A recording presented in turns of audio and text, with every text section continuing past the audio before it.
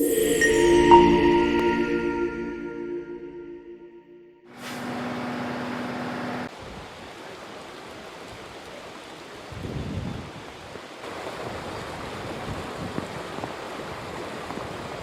po kami doon sa may Walter, bibili sana kami ng pagkain.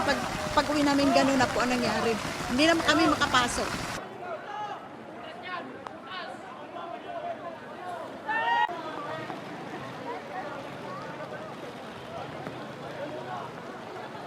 Malaki po kasi di po makapasok sa trabaho eh. Kailangan po talagang sumugol yan kaso lang napakalalim yung tubig. Ali, hindi kasi ako makauwi sa bahay kaya nandito lang ako eh. So, lubog na yung bahay namin dun sa, sa baba, dito. Really po,